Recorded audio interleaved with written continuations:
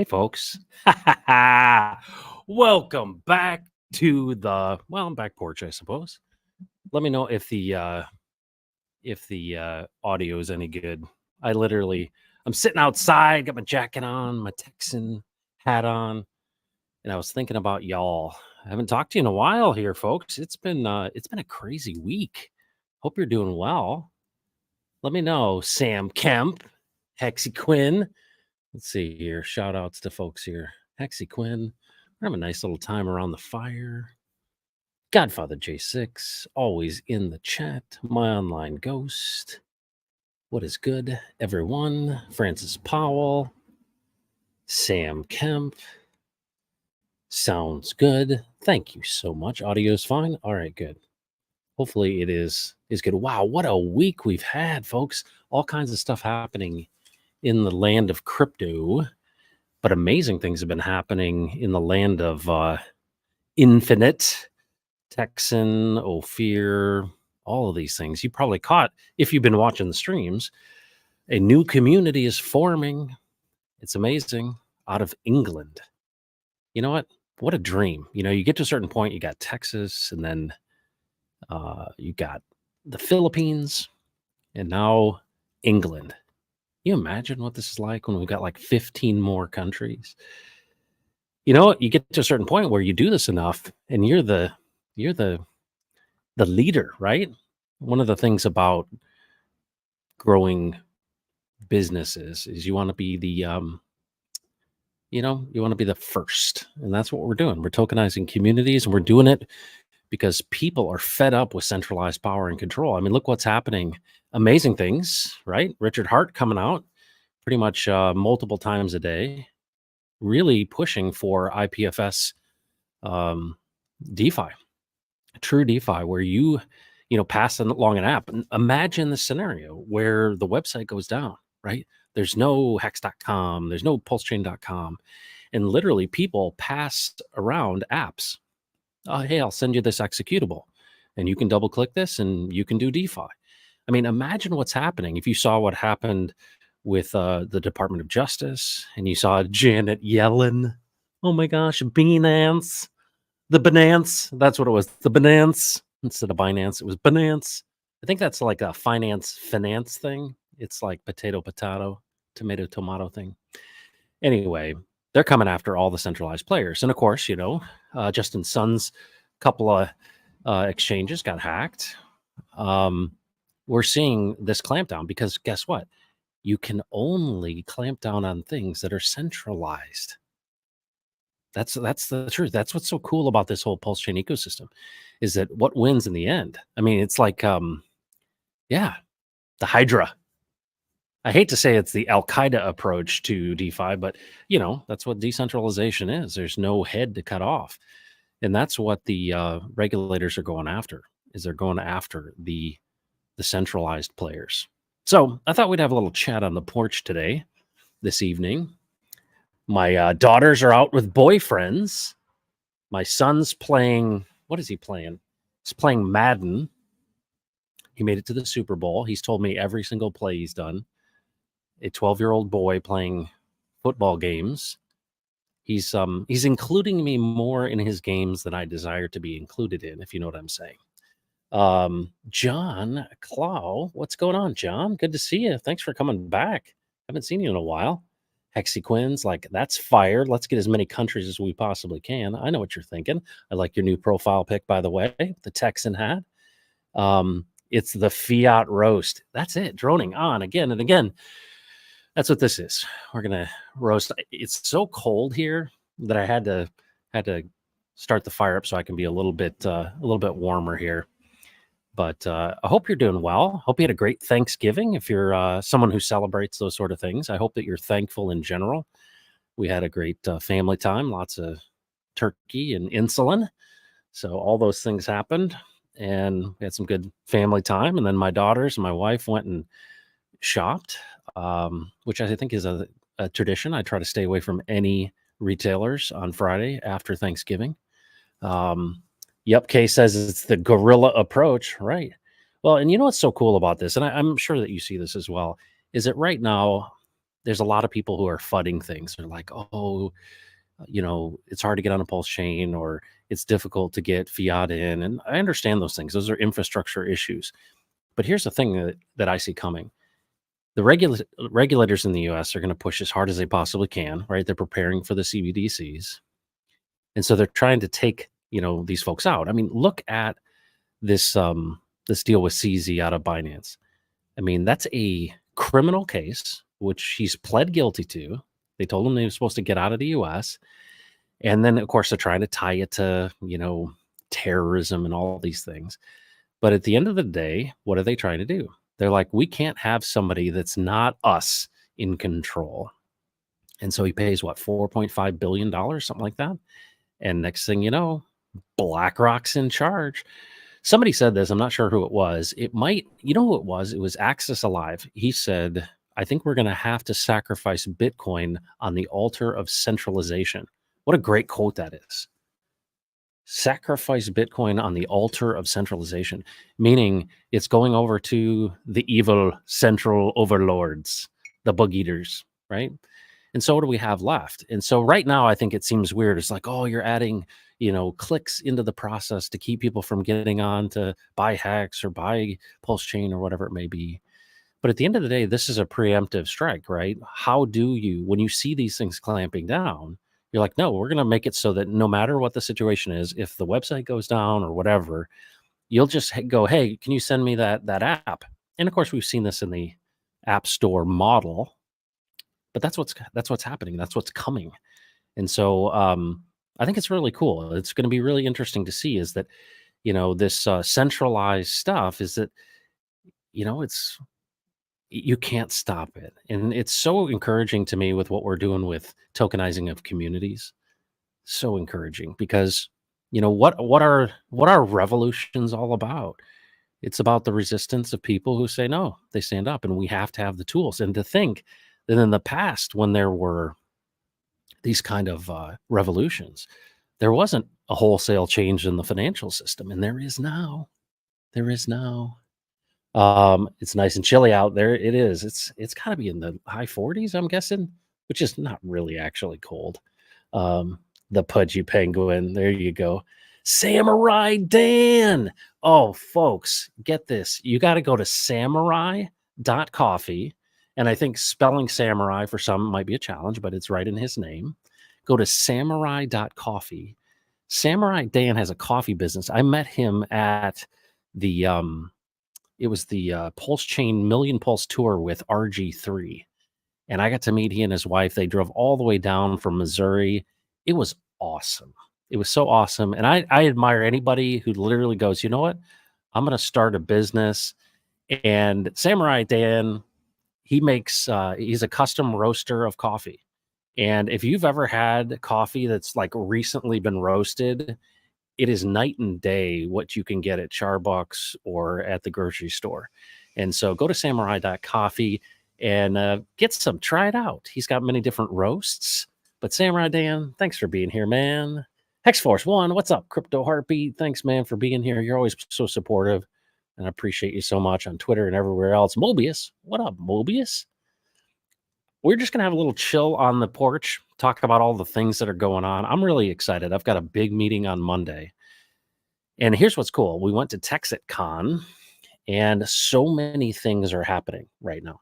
So for those of you that followed our progress, not just with the Texan token, but with so many other things, we met some people that are really, really interested in what we're doing. And I mentioned to you, the faithful, that we're going to bring a lot of liquidity into DeFi. And some of you go like, it just goes in one ear and out the other. What does it mean to bring a lot of liquidity into DeFi? That means you got to have a lot of money. That's exactly right. What happens when DeFi has a tremendous amount of locked liquidity? People that have real money take notice and they pay attention. And one of the big things we need is we need more than people with a couple $100, right? We need people, because here's the thing, trustless yield, we know the value of it. We know the value of trustless yield. But what it's really attracted to is those who literally live and die based on their ability to get yield. And right now, you know, I would say, you could say Hex has got enough liquidity for some people, but institutional folks, there's risk involved. It's not just that it, has a T share or has the ability to scrape and has interest, but it's really the matter of, if I put it in, can I get it out? Family friendly show here. Seriously, if you can put your money in, can you get it out?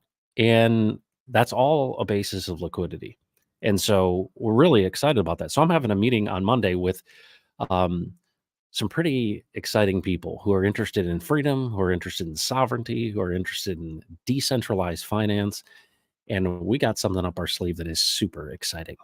And so very excited about that. And then, of course, met Graham Moore, who is the leader of the English Constitution Party and English Constitution Society.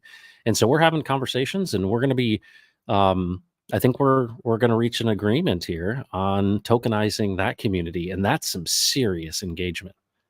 I mean, he's on Rumble, which not a whole lot of people are on Rumble, and he's got 350 concurrent live viewers every time he goes live, and he goes Monday through Friday for 2 hours, which is absolutely incredible. So we got some new folks here. Will and Lessick, what's up? Evening, ma'am, sir. Crypto compassion. Look at that warm fire. Well, it's going to last as long as my propane tank does. Identity blocks. What's up, man? Thanks for coming back, and thanks for the shout out on your stream. I appreciate that a ton. Very cool. And I'm still very interested in this whole tokenizing Puerto Rico. Now, what's interesting is these are all the whales, right? All the whales are in Puerto Rico, and it makes sense that you would tokenize Puerto Rico. The question is, are all of these fancy lads that are in Puerto Rico willing to kind of go along with things, right? Because what I've learned, and I may be completely wrong, but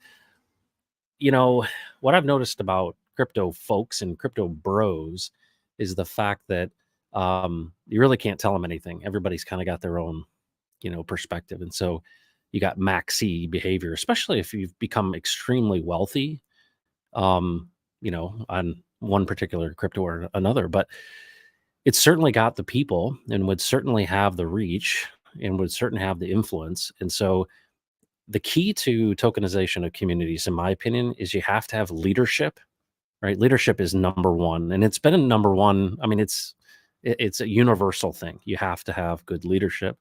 You got to have good infrastructure. You've got to have donors, right? If we're going to have, and you need to have an organization that you can give to, because that's how we do token distribution. That helps them, acquire resources, which is really helpful with the donation phase. Yeah, yeah. And so, hey, let's do it. I'm willing to talk to anybody who is excited about leveraging DeFi to decouple themselves from the war machine. I mean, that's my thing. And that's the key here. And we got Richard Hart's got our back. Totally got our back. What's up, Drix? I hope you all are having a good night. Friday, November 24th. It's officially, the Christmas season. I've noticed that from everywhere I go. Now Christmas songs are playing, and we've got the house decorated. My wife did all that before Thanksgiving. So now my job tomorrow and this weekend is to put up the lights on the house and on the trees and all that stuff. So that's going to be kind of fun. But another update I wanted to give you is I got a chance to talk to Daniel Miller, who is the president, CEO, King Kamehameha of the Texas Nationalist Movement. And I've never seen him so confident before that we're going to get ourselves a vote in the Republican primary. And so getting the signatures by, I believe it's December 1st. They've got to have, I think, 96,000 or 100,000. So that would make it be on the ballot. And then there's also one other way, and that's going to be the executive committee of the Republican Party of Texas. And so there's a committee meeting coming up as well. And so this is really exciting. I mean, this is going to be something that really opens things up. And it's not, these are non-binding things, and it is a primary. But the point is we're going to see real votes, and we're going to see real sentiment from voters. Polling has a place, But when we see the real numbers, from a referendum on the primary, it's a good indicator of where people are at. And in my opinion, people have had enough. I don't know about you, but people have had enough. I just read earlier today that the IRS, the new ruling comes into play maybe on January 1st, where in the past, if you had, let's say you sold some things online. So let's say you had a PayPal, or you sold something on Etsy, or you had something on eBay. In the past, if you didn't have what $20,000 of revenue, you didn't have to claim it. Well, that's changed now, and it's $600, just like a 1099 would be. And so think about this: if you've done some Venmo, and maybe you're babysitting, you're selling some crafts or something, or some clothing or whatever it may be, and you reach the $600 mark, Venmo, PayPal, all these Cash App folks have to send you a Schedule K 1099, and all these new IRS agents are ready to come for you. So think about this. You start amping up this kind of pressure, you start messing with people's money and their kids. That's what I always say. You start messing with the money and their kids, and you got trouble in River City. Look at who we've got here, man. Everybody's showing up. Everything rises and falls on leadership. Amen to that. The EOS crowd tried in 2019 to tokenize the PR government database and the pay system, but politicians rejected the proposal. Gotcha. The way we'll do it is we won't ask for permission. Quantifiably correct. The walls are closing in, but the Richard Hart products are fortifying and continuing to decentralize. And right now, there's obviously FUD around that, but the long term, that's the way everything's going to go. I mean, that's the only way. And at some point they'll try to restrict things, and you'll have to use Starlink or something. The future is bright, fam. TechSags, happy Thanksgiving, Matt. So many exciting things that have been building. English Constitution Party next. Yes, that's the next one. TechSags, you've been asking, and that's the next one. I'm really excited. They've got huge engagement over there. I think actually more engagement than the Texas nationalist movement, which is awesome. So super excited about that. We'll be on 3 continents, folks. Wouldn't that be awesome? Sandy Beach, welcome back. A good leading indicator. We registered the Pulse Chain Foundation, and we're awaiting a 501c3 tax exemption. We can tokenize that crowdfund. Let's do it, dude. Let's do it. That's an interesting one there. Pulse Chain Foundation. Question is, what's the purpose, right? And does the community see that purpose? We've obviously kind of tokenized the Pulse Chain community because we got Pulse and PulseX and Hex and such. But, I look at this and I say, where are communities of trust? Hex really built this community organically. There are so many places that have trust that you don't even have to build them organically. They're already built. We bring them crypto, and it needs to be theirs, right? They need to, that's why you can't have one ring to rule them all. You can't be like, you're going to buy Hex, you're going to make Hex the core, and it's like, no, that's not for me. That's Richard Hart's thing. And so what we're seeing, and I think this is the key, is that people support what they help to create. You give to people, and they take it and they make it their own.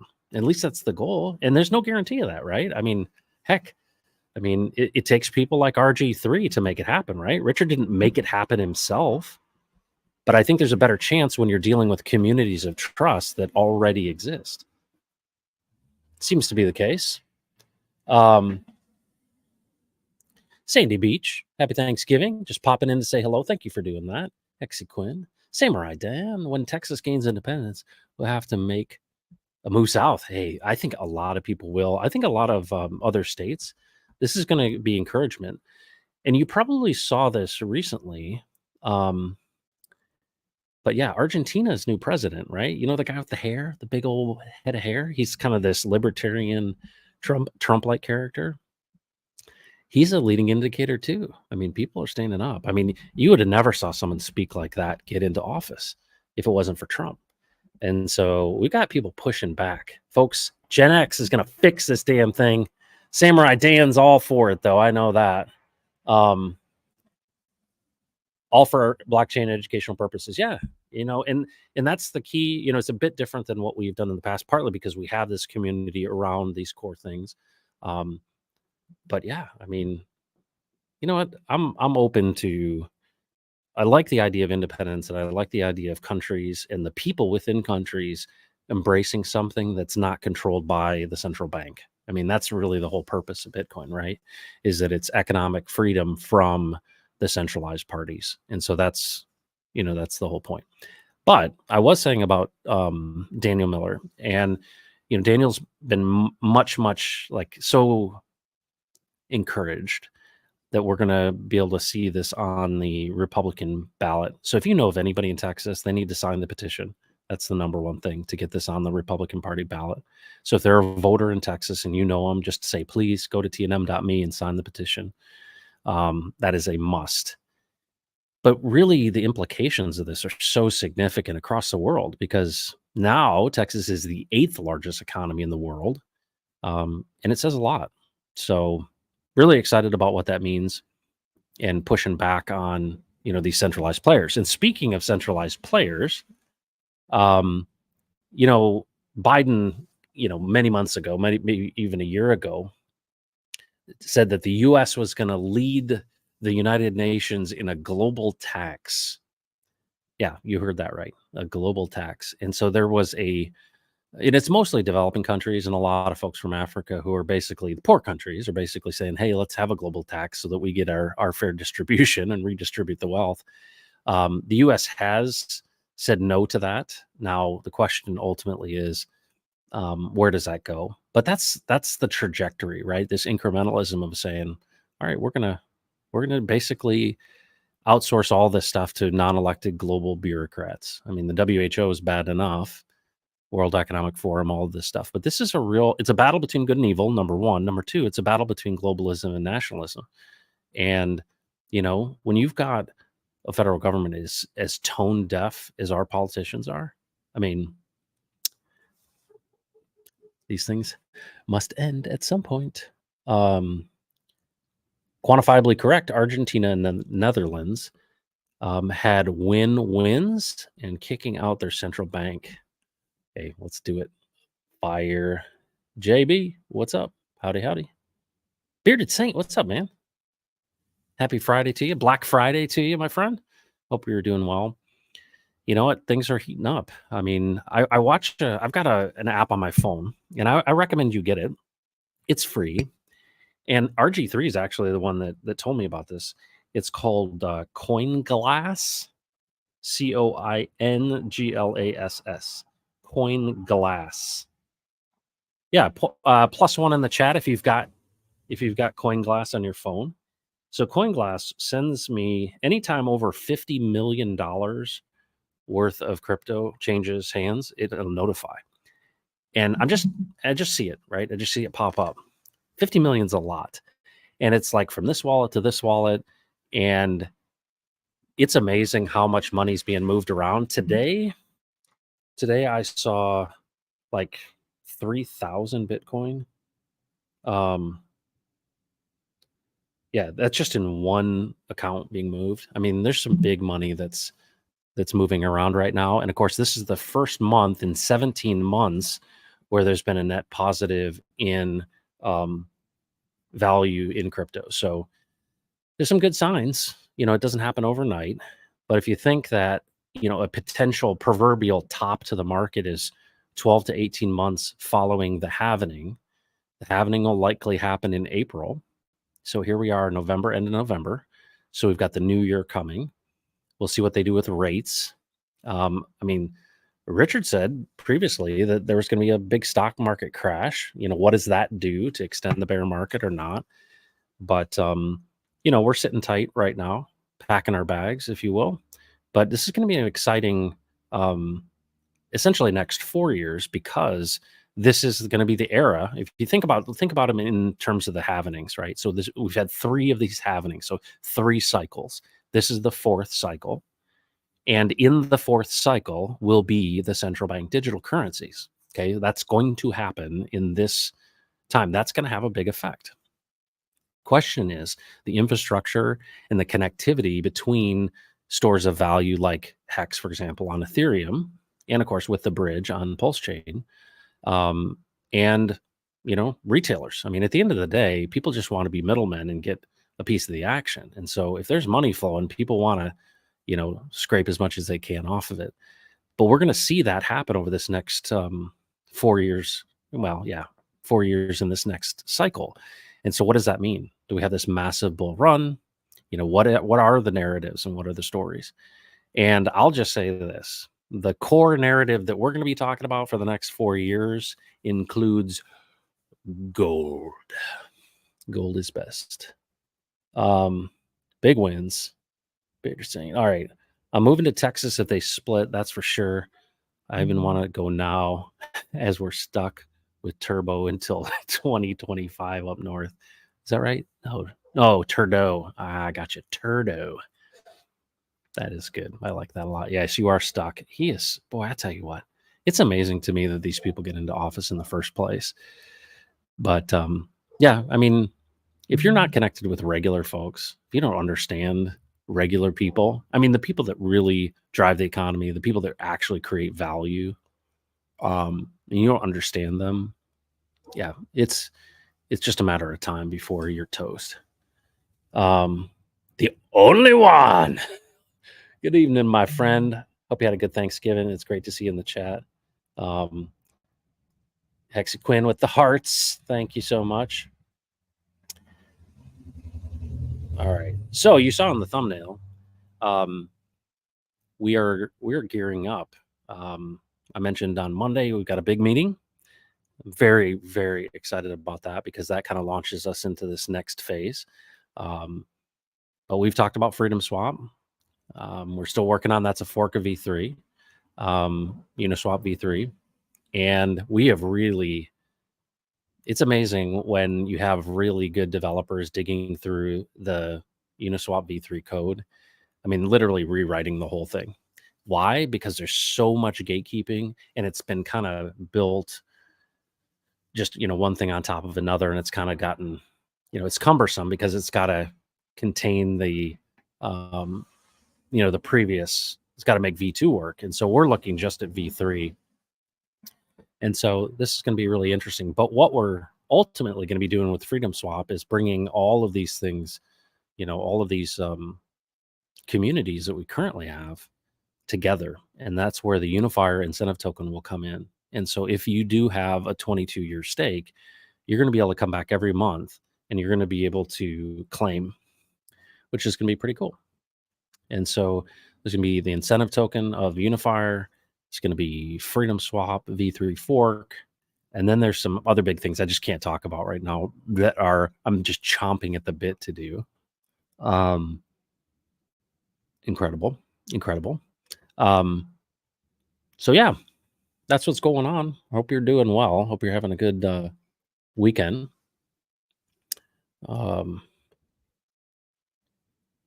Oh, what is going on? Boom. What's up, Hexakins? Crypto King. Am I right in Japan? Am I right there? I think it's right in Japan. Good to see you. So actually, I want to mention Richard Hart in his commentary recently. Richard Hart has been obviously directing, Hex, Pulse Chain, pulsechain.com, pulsex.com to make it obviously more decentralized. And of course, having essentially zip files that have applications in them means that those are portable now. And so a future where, everybody clamps down on crypto from a centralized government standpoint, you'll just be sending a zip file to somebody in email or whatever, right? However you want to send it to them. And this is how you'll engage with decentralized finance. And then, of course, we'll win this war, and then we'll have a financial system that's not connected to governments. And can you imagine how threatening that is? Think about that. You're used to being able to reach into people's pockets because it's all based on the good faith and credit of the people. And so you've got inflation and you've got the ability to reach in their pocket and steal from them. And you're like, yeah, we can fund whatever we want. And then you get to the point where it separates, right? You try to clamp down on it. You can't shut it all down. And we're seeing that already. Obviously, the main focus is on centralized exchanges and stablecoins. But cat's already out of the bag. And so Richard Hart is going to go down in history as the I mean, he is the Pied Piper of true decentralization. I mean, he's carrying the torch for Satoshi and the original cypherpunks. And, well, it's hard. Grandma has a hard time. Well, you're going to have to help grandma get on to, to double click a file, right? It's just going to have to be that way for now. But that's another indication that we're early, right? When it's threatening to people, right? Imagine the future. I'm trying to think when my son or daughters are my age, let's say when they're 50, what's the financial system look like? We are building that together.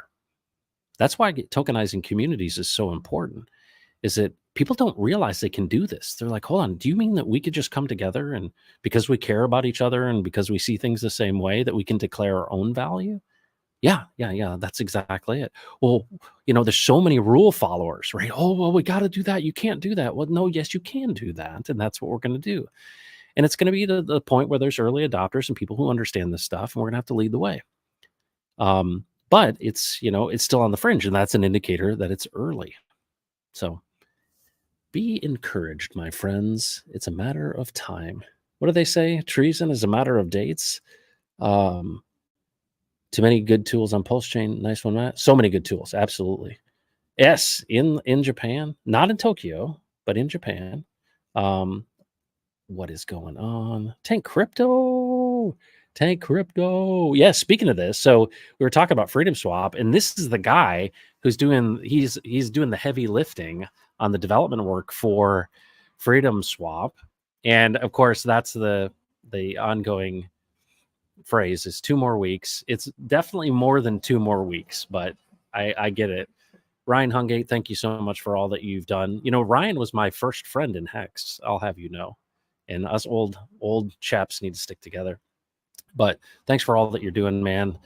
Super excited about the next couple months because we got some big things happening and some big players are coming into our ecosystem. And this ecosystem that we're building is by bringing the tokenized communities, a decentralized exchange, an incentive token, and then liquidity. Lots and lots of liquidity. And so for those of you who know what I'm talking about, it's a big deal because that's the key, right? You've got to have pairs. You got to have locked liquidity. You have.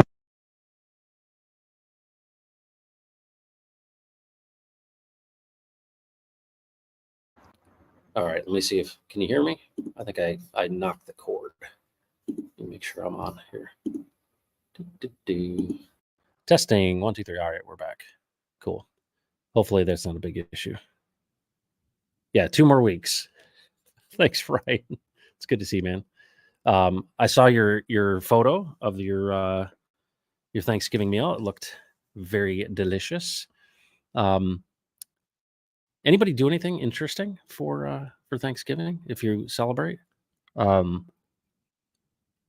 know I got to see a lot of photos. My youngest daughter, she's really crafty, and she's gotten into baking, and she has made. I think I've got a photo here. I put it on Twitter.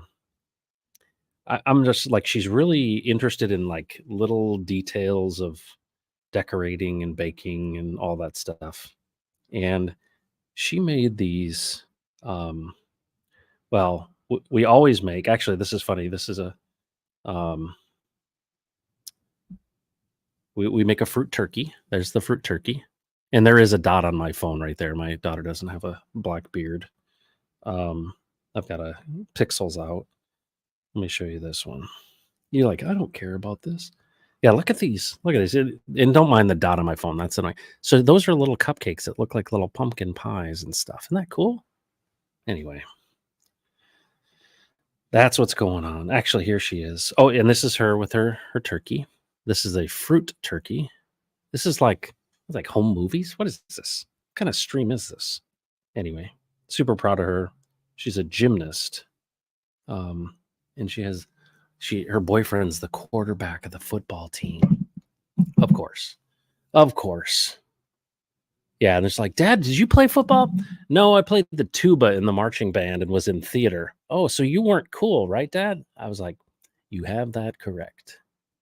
Paul, what's going on? Thank you for the CoinGlass app, Crypto Heartbeat. Happy Thanksgiving. Yeah, just a little tip. I got that from RG3, so I can't claim that I'm wired in very well. But yeah, it was a fruit turkey. No, we had real turkey. We're not like what is it called? What was yeah, what was it? A fruitarian? Yeah, not a fruitarian. No. We had ham, we had turkey, white and dark meat, dressing, we had cranberry sauce, we had this artichoke casserole, we had a potato casserole, we had a mango something. I don't know. What do they call it? All these weird kind of feminine words for food that I'm not real familiar with. Um, but yeah, they make a decorative turkey looking fruit thing for the table. 10 crypto, 10 crypto. Um, hey, I played the tuba, the violin, the drums, and then got into football. Good to be diverse. And you are one of the strong bulls I've ever met. Did you really play the tuba? That's crazy. You are a renaissance man.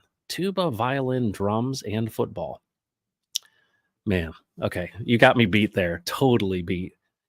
Have you guys watched? So Ryan will post his weightlifting. He works out in the mornings. This guy can lift so much weight. It is so amazing. I think he set some weightlifting records as well. I'm not positive about that.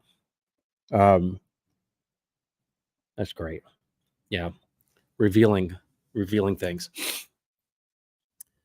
So this has been a pretty exciting week for us. I feel like the market is turning. We're getting more opportunity, more money's coming into the ecosystem, well, into crypto in general.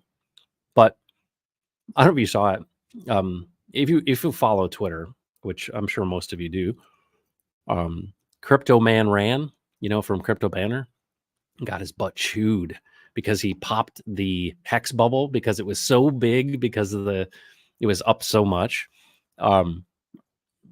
Hexagons went after him, which was fantastic. Oh, the other thing that you're likely aware of is we just got the announcement a couple days ago that the Highest of Stakes movie will be on Apple, Amazon, and Google Play.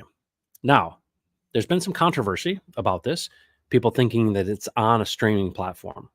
My understanding is that this is not, it's not like they bought so for example, if Netflix were to buy your movie, they pay you and they own the movie, right? They move the distribution rights. This is more like you're putting your movie on sale on their platform. And that's what this is. It's not really, at least from what I can tell, it's not a streaming contract where it's like, hey, we paid you big bucks for this. It's more, we're letting you list this on our platform and people can buy it. That's not as good, in my opinion, as streaming, where you can just click through and because of your monthly with Netflix, you can just watch it. And so it's exciting, right? It's exciting that it's available to anybody on demand. I do think that the money thing is a barrier. And I hope at some point in time, the Highest of Stakes folks get the money back that they want to get back out of it. And then they just put it on, they coordinate an effort to release it on X. That would be the smartest thing. If you care mostly about awareness and people seeing it, I think that needs to happen relatively quickly before the halvening. Like if I was doing it, I would say March 15th, you take it to X, make it free, and you get every single hexagon, pulse hexagon, everybody to share it like crazy. Because if that's really what you see as a rising tide lifts all boats, helps people get in, adoption. But there are costs and there's, traditional money making and distribution type of things. And so it's good news, but it's not like Netflix bought it and it's just, you're flipping through the channels and you can watch this one with no extra cost. That's my understanding. Correct me if I'm wrong, if anyone is concerned about that. Oh my gosh. You know what? I was hoping this would happen. Rags, what's up, buddy? Can you possibly come in and say hello? Everyone prefers you over me. And I figured with kind of the orange highlight here, you would fit nicely. You'd be color coordinated with the fire beard. If you can, I'd love for you to join. Let me know if you can. Oh, gingers are among us. What's up, Paul? It's great to hang out with you guys. It's funny. I kind of have a slow evening. My daughters are out with their boyfriends watching the new Hunger Games movie. My son's playing Madden, going to the Super Bowl. He's told me every possible play he's done. And then my wife is watching Hallmark Christmas movies. And that is not what I'm doing. Not interested in the Hallmark Christmas movies. So, all right. Actually, why don't we do this? If you want to come in and say hello, I'm going to put the link. Anyone can join. And if you're a ginger and you have your clothes on and you don't curse like a sailor and you do have the Pulse Chain 3000, you can come in. But it would be like I think we need to do kind of an old school. We used to do this a lot more often, just kind of hang out. I'm usually like have some big prepared speech or something. And today it's not like that at all. Oh, identity blocks. This is a conversation I want to have here. Cowboys to the Super Bowl. If you've been a Cowboys fan, I've been a fan for a while, and just disappointment is just the common thing, right? Just disappointed. Constant disappointment. We have the talent. They've been playing like they could do well, but the Eagles are tough. I think San Francisco's tough. We'll see. I think they got a better shot than they've had in a long time. The defense is unbelievable, and they say the defense wins championships. Good question, though. I don't know. We'll see. So, yeah, if you'd like to jump in and say hello here on Crypto Heartbeat, you are welcome. I just gave you the link. The only requirement here is you get 5 minutes, okay? Why I say that is if I don't, if I want to kick you out, I'll kick you out after 5 minutes. But if you're engaging, maybe you have red hair, you have something good to share, you're not shilling some other token, then let's chat. Let's chat it up. Actually, Quinn, you ought to come in if you got everything set up. Let's go. Bland. Oh yeah, absolutely. There's a couple of new guys that are incredible. Might be an owner operator issue with dem boys. Yeah, there might be. It's the Gong Show. Yeah, remember the Gong Show? Hexy Quinn.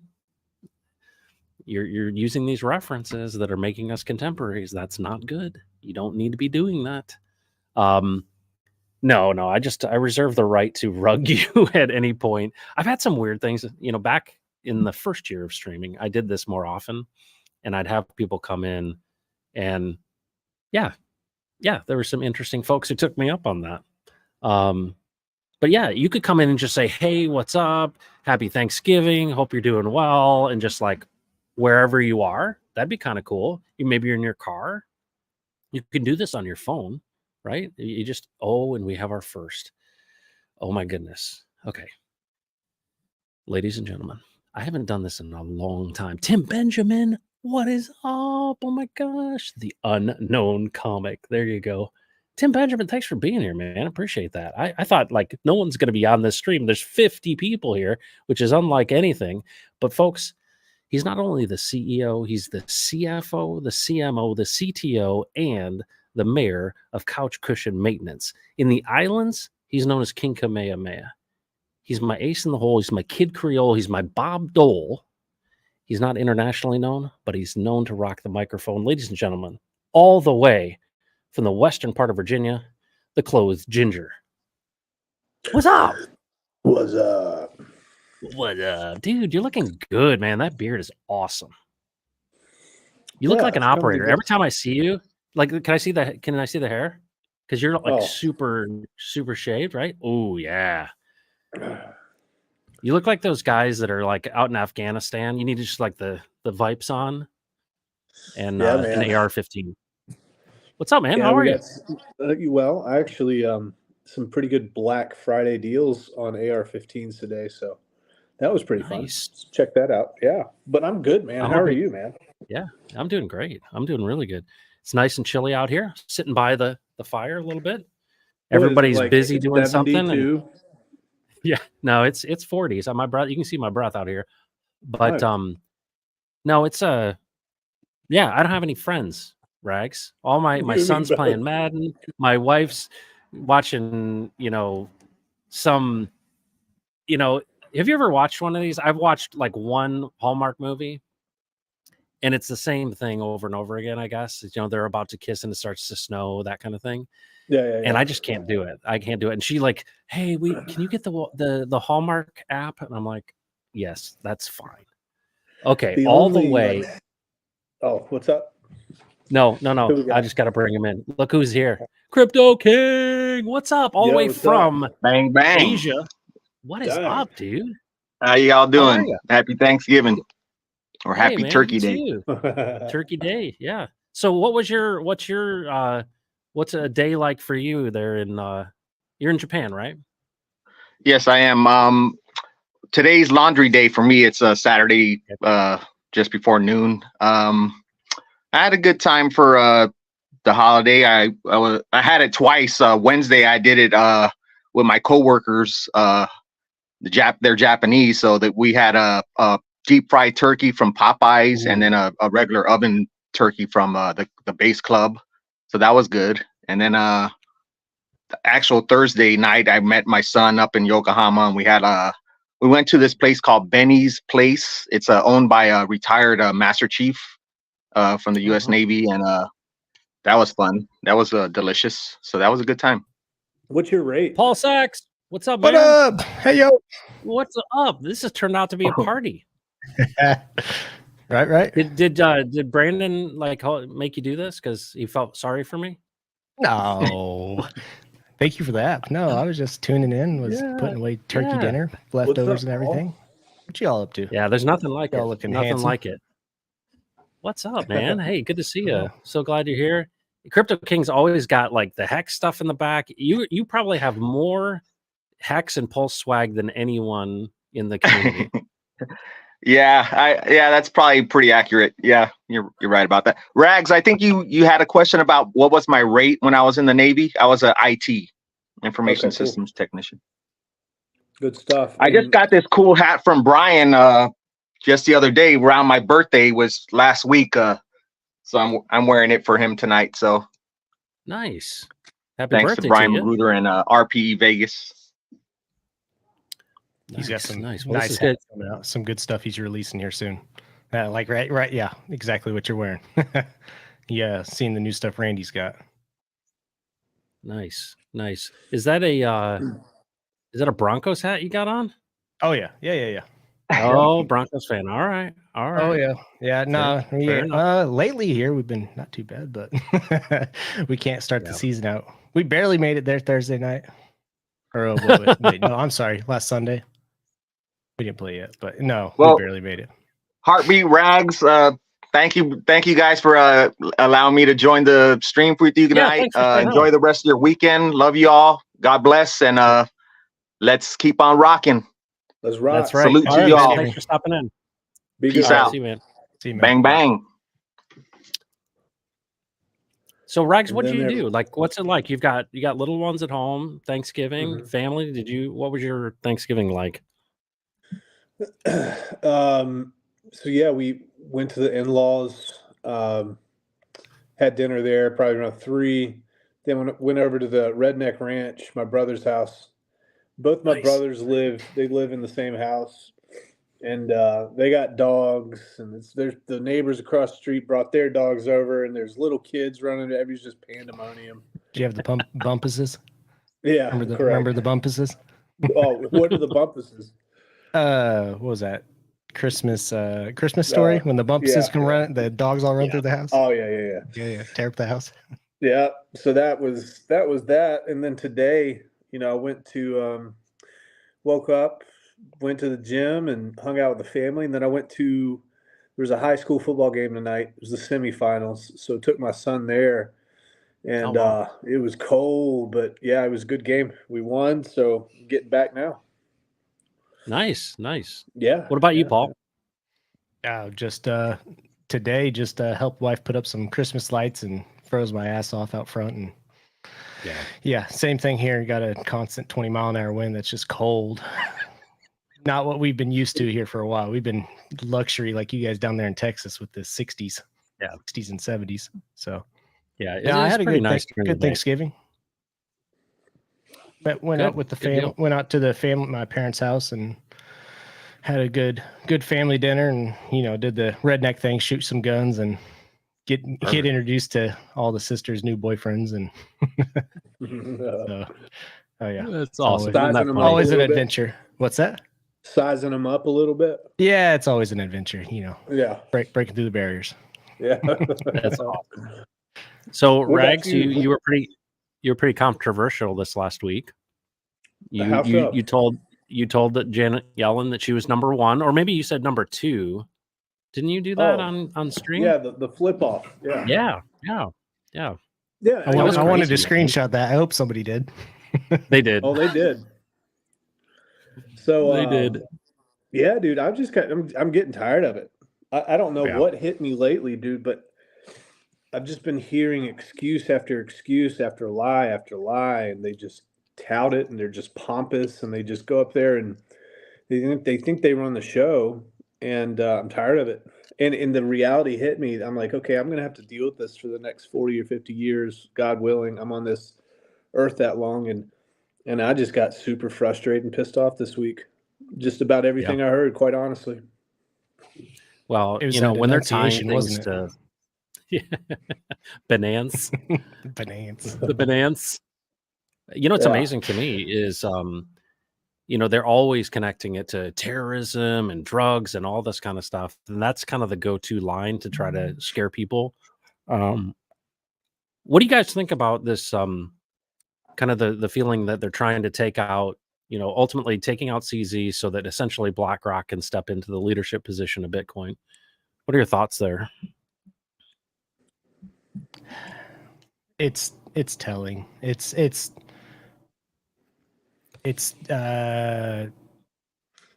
demoralizing, I guess you could say. You realize the David versus Goliath you're up against. You see what's happening. It moves just like government, though. It's going slow, but you see it happening. What's amazing, though, is we see Richard coming out with more of this IPFS stuff and zip files, and really decentralizing everything in response. It's obviously we're going to get to that point, right? You're going to think it's almost dead, that they've clamped down on it, and there's no way to obviously control it. But he's been right this whole time with centralized players are under attack, and if you're running a centralized exchange, chances are they're coming after you, and that's the plan. The only hope, I think, is a new election in 2024. What are your thoughts, Brandon? Clothed ginger? Yeah, so I'm not feeling too good even about a new election, because this economic system that we've been playing in for 100 years, it's been pushed along by each party over and over and over again. Nobody's really clamped down on it, and I'm just like, well, what am I going to think? Am I going to think somebody else is going to get in office and everything's going to change? Like, what's his face that just got in Argentina, and he abolished the central bank today? Yeah, Javier. Like, that was mind blowing. Wow. Would that ever happen in the U.S.? Hell no. That wouldn't happen in the U.S. that fast. That's crazy. Yeah. So I think that Charles Hodgkinson, if you guys haven't seen, he got on video this week, and he's the founder of ADA, Cardano, and he outlined very, very well all the sentiments that I've had, which is we are going down a roller coaster. We're going down a highway of centralization, and we're getting further and further away from free market economics. And things like Pulse Chain and things like running your own server and things like true decentralization, it's going to be the only thing that's left in the near future. It's going to be the only semblance of the original ideas of Satoshi, Pulse Chain, and others like it.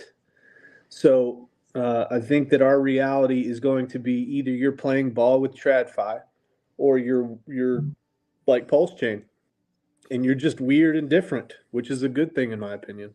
So, is there anything that's built near Pulse Chain? Not that I want to open that conversation up, but I'm just curious, are we the only ones, beating down being trailblazers down this path? Other than like some privacy protocols, like layer 2 protocols, like the XMRs and Monero, and then Railgun and things like that, there's not much. Railgun's creating a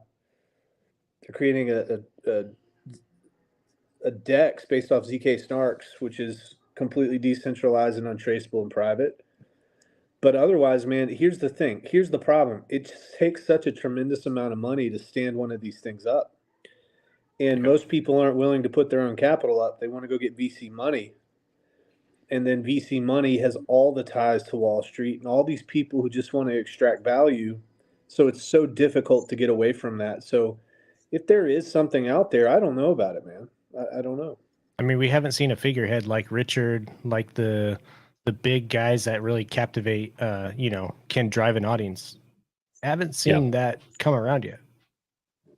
Well, and I think that's the thing. I've always felt like even if somebody is talking about, lip service to DeFi, just wait till the next, offer comes to them that is, too good to pass up. They'll compromise their principles. And that's what I feel like, is that there's not any true cypherpunks left, And so to me, Richard is the only one who I have confidence, because he's made it clear he wants the glory, not the money. And so, he wants to be the one that freed the captives, I think.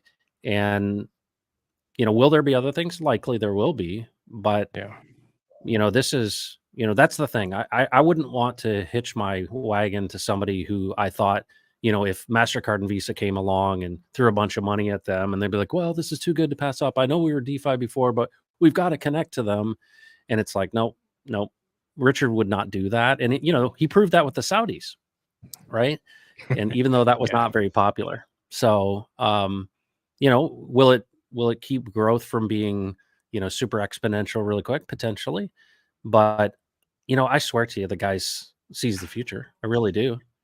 I felt like he's seen these things ahead of time. So he's got a funny way of a fortune teller. Yeah.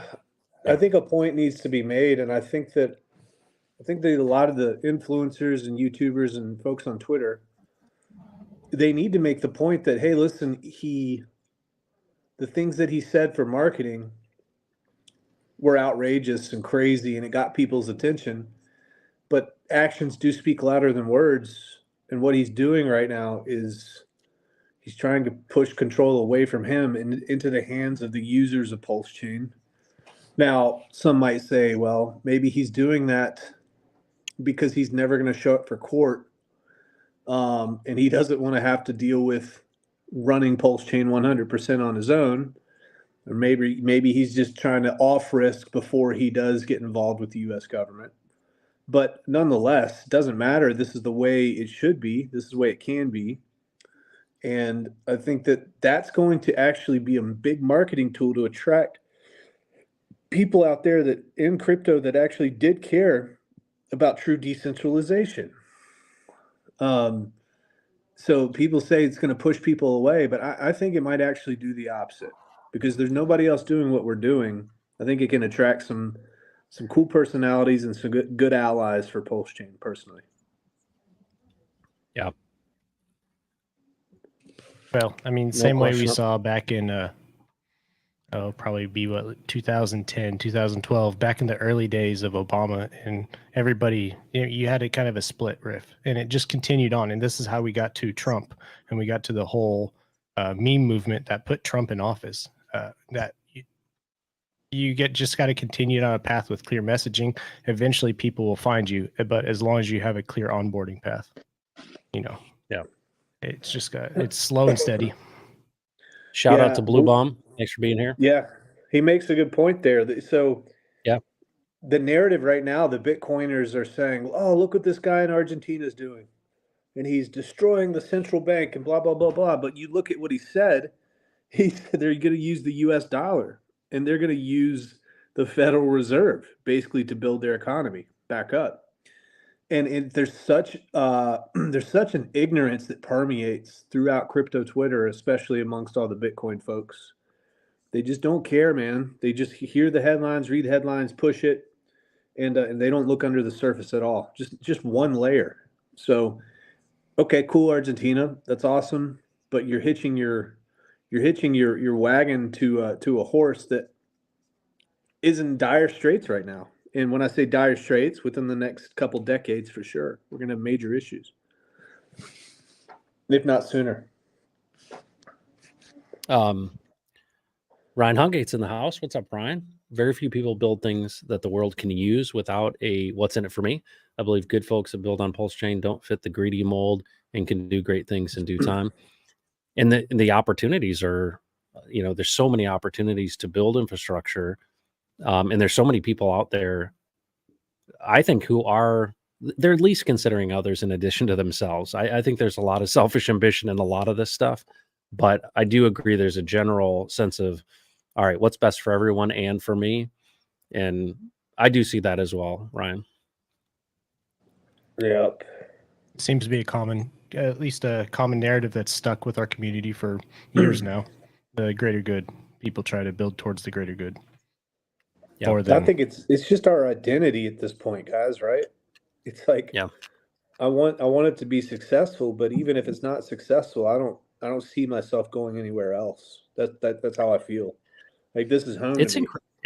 Yeah, it's incredible too that you're forged in fire. I mean, what is this about? I mean, think about the origins of, last bear market, everyone got destroyed, and Richard's out there saying, "Hey, let's build a better Bitcoin." And of course, people laughed at him, right? I mean, you just you think about all of the people who are just like, "You're a scammer, you're an idiot," and the fact that people came out in the beginning and said, "You know what? I see what you're doing here, and I'm going to advocate for you as you advocate for us." It's a really odd thing because, there's a lot of people I see in the Pulse Chain community trying to, play the same hand. And it's difficult because you can't play that same narrative. That was Richard's to play at that time. And, what's come out of this is you've got to be okay with who you are to be in this Pulse Chain ecosystem. If you're concerned about what other people think, you got a problem because, people can fudge you out so easily because, oh, well, Richard this, Richard that. We're standing on the fundamental truths, which is advocating for people's freedom and sovereignty. That to me is huge. And to see him make this pivot, and it's not just humble Richard, but he started it with the whole freedom of speech, freedom of movement, and now, privacy, freedom to transact. I mean, these are going to be the themes of the next decade. And, I think Richard's going to play a pretty important role. I'm curious, what do you think happens? I'm curious you guys think. What do you think happens when this case is over, whether it's settled or it's won? What happens? Besides Richard Hart taking a victory lap many times around. I think that there's a lot of people out there that have been watching Pulse Chain for a long time, but they're very frightened to attach their reputation and their brand to Pulse Chain. Agreed. Because there's no clarity in terms of where it's going, where Richard's going. And they just don't, they feel like they're going to be sinking with that ship if something bad happens. So once this all gets settled out, and mind you, I mean, CZ came just short of murdering somebody in the eyes of the federal government. And all he has to do is not be CEO for 3 years, by the way. So, I think Richard's going to find a way to be okay with all this, but I think it's going to open up the opportunity for these bigger players to talk about Pulse Chain in a positive way, much, much more than they already are. And I think that people like Ivan on Tech and others, they're going to say, "Hey guys, wait, let's be honest about this." And Ivan on Tech already is, in a way. He's going to say, this is actually what crypto is supposed to be. And once that's all clear, all these other people will be able to hop on board without fear of repercussion or brand risk.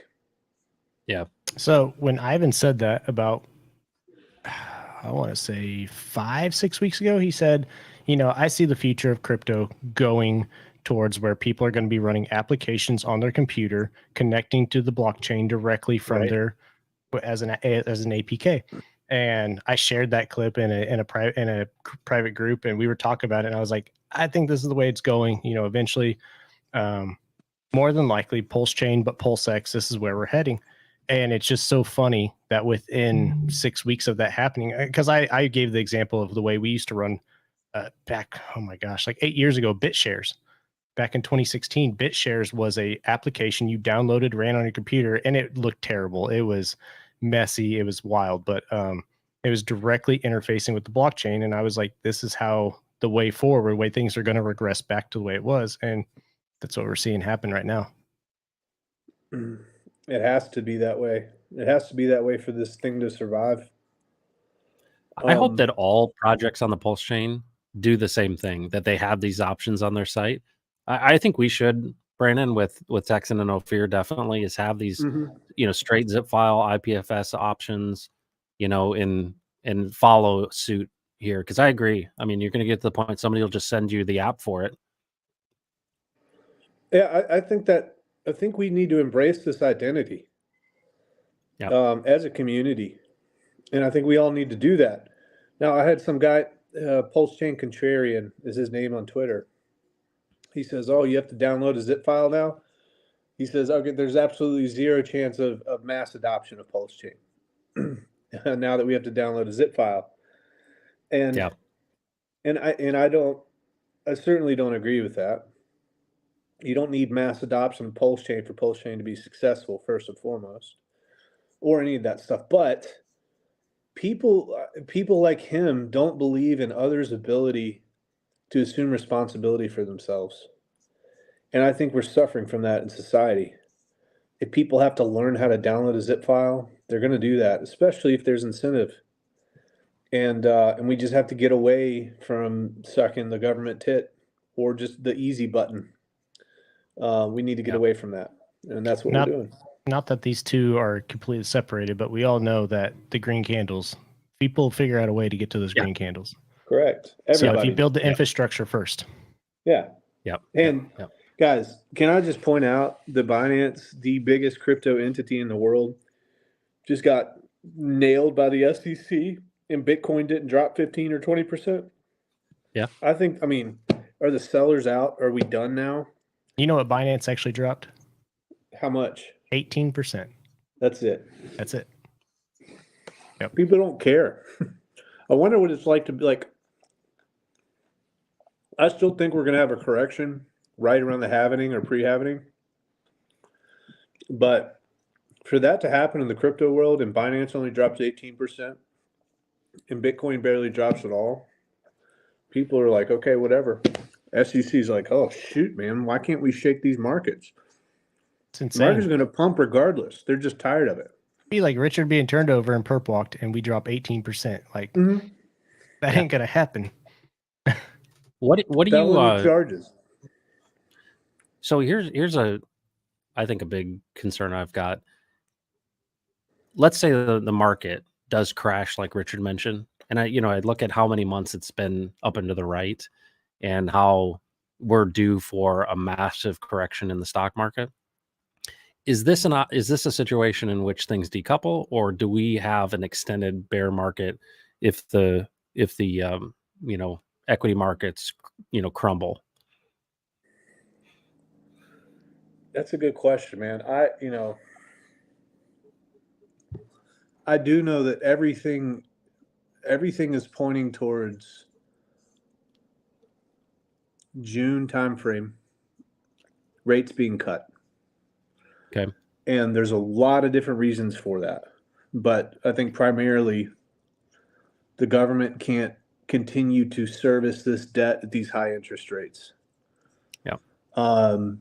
And they just can't do it. I said before, they can do it for 6 months. They can do that for 12 months. They can't be doing this for 18 months. We actually did the math on that. And it was something like every 1% interest rate increase was something like $300 billion to service that debt per month. It's insane. Wow. So they're paying a lot of money right now to do that. Wall Street's chopping at the bit. 401ks aren't feeling good right now.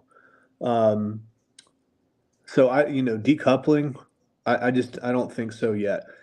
I think that the whole supply crisis narrative, that doesn't really play until maybe 2 or 3 happenings from now, when it really, really starts to get difficult to get your hand on Bitcoin.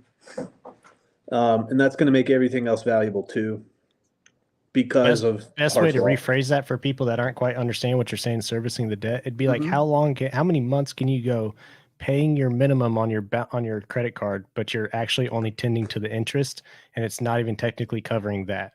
Like you're doing nothing to the balance. Yeah, That's where yeah, that's well, where the And it's so government's at right now. expensive. You can't it's afford like it. it's a variable interest rate on your mortgage. Yep. Yep. All of a sudden, you open up the envelope, and instead of $1,200 a month, your mortgage is $1,800 a month. You budgeted for 12. You're like, okay, I can do this for a while, but I can't do this forever. Exactly, Paul. Exactly what you're saying. I was it's a quick listening spiral. to Raul Pal, who I follow. Not everybody is a fan of his, but I think he has a pretty good view of macro, and he said the exact same thing. Is that it's just going to be too expensive? And they have to. The only move they've got is to reduce rates and turn the money printer back on. Which, I mean, does that mean that this next bull run is potentially the biggest in history if we've got so much shifting over into crypto? I started watching the capital flows, and I see these anything above 25 million that gets transferred in crypto, it hits my phone. It is crazy how much money is getting moved right now, and it's only increased, recently. So, Did you see the billion from Tether? it's Somebody minted crazy. $1 billion. I'm like, who has 3,000 Bitcoin? Who has that kind of? I mean, it's nuts. It's not. Hey, look who's here, Matt Long. That's crazy. What's up? Did Rags bring enough for everyone? Nope. No, You I still sharing. you still carnivore, or is that what you're doing these days? Yeah, so I'm eating turkey, green beans, and cheese right now. Nice. So low carb. A little bit of green beans. Well, Paul, I really appreciate you coming in, man. We need to have you. Thanks for having me. We need to have you regular. And have you as a regular, kind of like the Biz with Briz. Yeah, dude. When's that coming back, Brandon? I don't know. I keep trying to shame him to come back, but he doesn't come back. So we'll see. Oh my gosh. All right. So last thing, what do you guys think about, I was excited to see that the highest of stakes is, pre-order on Apple. We're going to see it on Amazon as well as Google Play. But what I'm understanding is it's all going to be an on-demand paid service. It's not as good as, it was purchased by Netflix and you can just, watch it for free, if you will, with your subscription. What kind of impact do you think this is going to have? Do you think people that are outside of our ecosystem are actually going to buy this thing and watch it? Does it have the as big an impact as people think it might? How many users are on Netflix? Anybody know? Well, it's not going to be on Netflix. Yeah, Netflix is humongous. Or rather, Apple. Access to Apple. Yeah. Apple TV. But it's not going to be available it's going to be only available by purchase. It's going to be, that's the thing so I have a friend who's in the industry who I asked about this because I thought he was a part of helping get it connected. And he goes, don't be confused. This is not Apple buying the highest of stakes. This is them allowing the highest of stakes to be listed on their platform. So it's like, your product is available in our store. And that's my understanding of what this is. It's not, streaming providers bought the movie. It's going to be available for purchase. And so you could rent or buy or whatever. And so that's all that's happening right now on Apple. So I was excited because I thought it was a streaming company bought it, and they did not. Well, if your product is if you don't get a brand deal, but Walmart agrees to put your product on their shelves across the nation. Yeah. I know you and I both know, and there's people that you guys know that there's people that on a Friday or Saturday night, they're scrolling through, they've seen everything that they could possibly purchase. They see something new. They're like, all right, I'll throw $15 at this. Let me watch it. Yeah. So it's better than nothing, that's for sure. Right. What if 100,000 people over the next year pay for this? That's 100,000 unique folks. That's 100,000 more than we have wallet holders in Hex right now, for example. Yeah. Or potentially in the trailers as well. The trailer's pretty exciting. I think it's high quality. It's well made. Yeah. You know, it is a good sign. I just don't know that it's as big of a deal as, you know, in my hopes. I don't know if you saw Gerardo post this on Twitter, but I really think around the happening, they've got to release it for free on X. I mean, if you really care about adoption of Pulse Chain, which I don't think is the main driver of this, but if you did, because I'm sure those guys are holding Hex and Pulse X, is, you know, once you've gone through this process of, you know, sales start declining after it's launched, I really think they need to do a free launch and get everybody to promote the heck out of it. Because if it was free, we'd get so much more views on the X platform. Is there some way to do a guerrilla marketing campaign with it, or you ever been subjected to some of those? I know a lot of people they say, "Oh, you got to pay for YouTube." I don't pay for YouTube, and so you get some of these ads that are not 30-second or 5-second click-throughs, but some of these ads you'll notice they're freaking 40 minutes long. Yeah, I've seen that. Yeah, exactly. I'm trying to remember which channel it seems like I see does that, but. Is there any way we could do like the first 7 minutes, 10 minutes of the movie on an ad campaign like that? Yeah. Well, yeah, I think I have not seen this. I haven't seen it, so I don't know what the first 10 minutes captivating. I think so. Okay. You know, it's like Matt. Maybe you can attest to this because you might know more about the movie industry than I do. But you hear like they spend all this money on producing the film, and don't they have to have like $30 to $50 million to advertise it properly before they can even consider making a profit? Well, I mean, I think in traditional, you know, the old school in the theaters and, you know, release, I think the play here, I don't know that it takes that much. I think that, you know, this is a high quality film made on a budget, right? They've done really well with what they had to work with. You know, the producers, people want to make their money back, I'm sure, right? So I think that that's the number one, is at least breaking even. But because it's tied to crypto and it could have a tremendous impact on the price, I think they're going to have to consider something else. You know, and ideally they would have gotten picked up on you know, Netflix, for example. But it's possible that there's so much demand for it that somebody does pick it up. I don't know. It's only a good thing for the producers. But this is obviously, you know, we're in a whole different world of marketing. And, you know, you think about I would think that the producers think that there's a real interesting series in this, right? That they're talking to someone to say, hey, all right, we'll put this out for purchase, but then who wants to pick up the 6-part series that goes through and follows this thing and goes through the happening and goes through, you know, the next bull run? Because Richard Hart is, I mean, there's not many characters like him in the world, going through the SEC, all the stuff he's gone through.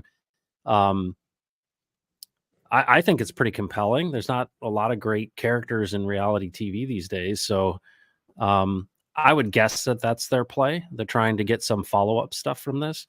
But I care about, you know, people have invested a lot of money in it and they need to get their money back. And the world needs to see it, right? They need to be exposed to a guy who's defending their, you know, financial sovereignty, in my opinion. Yeah, and I mean, also, when you go to like search Hex or Pulse Chain or Richard Hart, I mean, the algorithms, the Googles and the Bings and all that, they're going to show this now as well. It's just going to increase the footprint, right? I think that's totally. Yeah. Maybe at the beginning of the movie, you might have click logarithmic, click log on the beginning of the movie just as a precursor. I think that's it. That should be that should just be the opening statement. Click log. That's awesome. All right, my propane's out in the fire. I think that's a good indicator that we've gone long enough. Rags, thanks for joining. Paul Sachs, thank you so much for being here. And thank you to the 50 people who spent this time with us out on the porch.